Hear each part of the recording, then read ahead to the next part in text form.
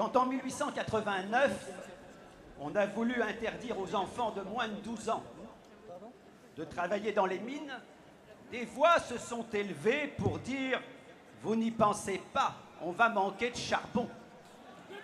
Quand en 1936, on a demandé si on ne pouvait pas envisager de passer à la semaine de 40 heures, des voix nombreuses, très nombreuses, se sont élevées pour dire « Ah non, pas question !» ou c'est tout notre système économique qui va s'écrouler. Et quand en 1982, on a décidé d'instaurer la 5e semaine de congés payés, des voix, les mêmes, toujours les mêmes, se sont une nouvelle fois insurgées. Ah là, non, vraiment, avec 5 semaines de congés payés, la France ne pourra plus être compétitive. Et tout ça affirmé à chaque fois avec un ton d'évidence. Parce que les réactionnaires sont comme ça. Ils passent la moitié de leur vie à se tromper et le reste du temps à ne pas corriger leurs erreurs.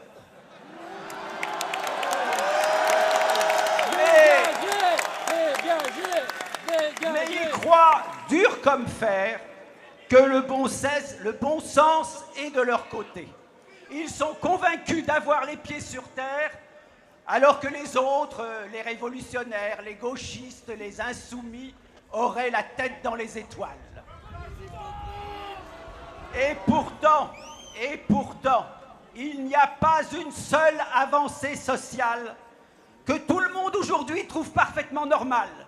Même Fillon ne souhaite pas que les enfants redescendent dans la mine et, d'après ce que j'ai compris, il ne remet pas en cause les congés payés. Il n'y a pas une seule avancée sociale qui n'ait pas été arrachée à tous ceux qui considéraient que le monde dans lequel on vit est le seul possible.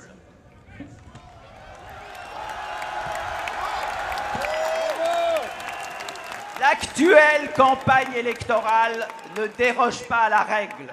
Combien de fois n'avons-nous pas entendu ces dernières semaines les tenants du libéralisme affirmer ce que propose Mélenchon, c'est bien beau, mais ça n'est pas réaliste.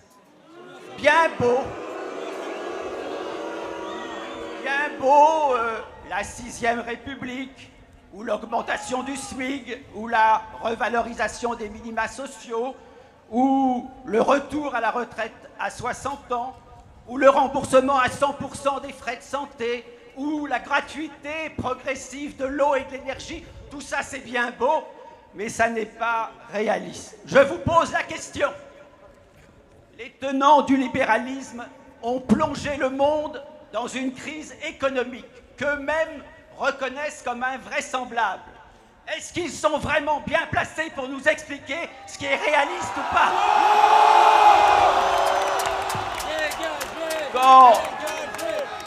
Quant aux électeurs de gauche, sincères, qui aimeraient voter pour Jean-Luc Mélenchon et qui écoutent la voix de ces sirènes en se demandant est-ce que le programme de la France insoumise n'est pas un peu utopique, il faut leur rappeler que tout au long de l'histoire de France, la droite n'a pas cessé de dire à la gauche qu'elle n'était pas réaliste. Et heureusement, la gauche ne l'a pas entendu, sinon nous n'en serions pas là où nous en sommes aujourd'hui.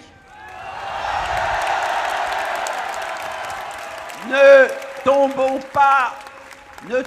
pas dans le piège du combien ça coûte. Demandons-nous d'abord ce qui est juste. Demandons-nous d'abord ce qui est souhaitable. Et ensuite seulement, réfléchissons, comme la France insoumise l'a fait, réfléchissons à la façon de financer tout ça. Parce que l'argent ne manque pas, il n'a jamais manqué.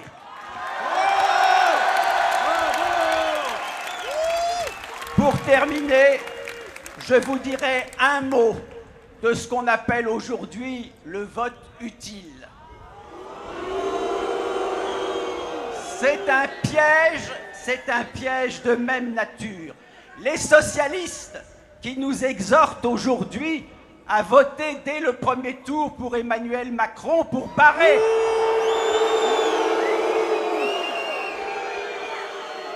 pour barrer la route au second tour à Marine Le Pen, oublie un petit détail.